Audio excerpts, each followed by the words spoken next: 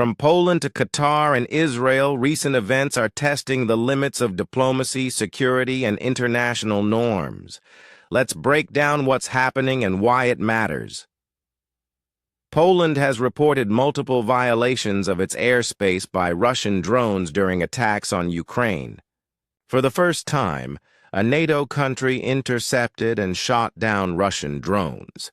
Some drones even fell near residential areas, including Brink, though fortunately no one was injured. NATO confirmed activation of air defenses, and Secretary General condemned the violations. Russia claims it did not intend to target Poland. This is a very dangerous game. Escalating drone activity near NATO airspace risks miscalculation and could spiral into a direct Russia-NATO conflict. The situation is tense, and every move carries the potential for severe consequences. Israel carried out a rare strike targeting Hamas figures inside Qatar, a U.S. ally and central mediator in Gaza talks. Explosions hit a guarded compound, but senior leaders reportedly survived. Qatar condemned the strike as a breach of international law. Evidence suggests that all major leaders in the U.S., Saudi Arabia, and Qatar were aware of the planned attack. The White House may not have known every detail, but the pattern points to prearranged agreements. Hamas appears to have been misled. While Israel struck, none of the regional powers intercepted the attack, even though they could have. The operation seems coordinated in a way that allowed the strike to succeed while minimizing direct confrontation between states. France is in the midst of a deep political crisis. Recent protests are driven by several intertwined factors: opposition to government reforms.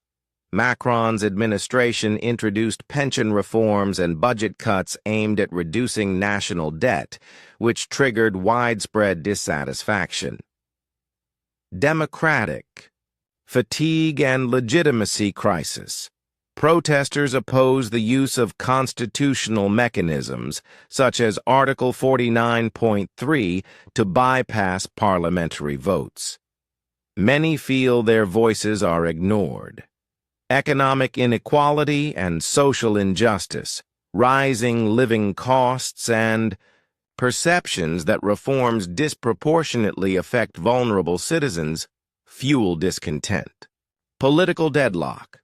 Without an absolute parliamentary majority, Macron's government struggles to pass laws, creating frequent votes of no confidence.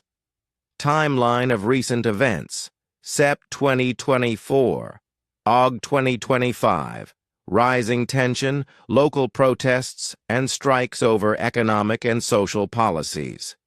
Early Sept 2025. Plans for budget cuts spark criticism from opposition and unions. 8 Sept 2025.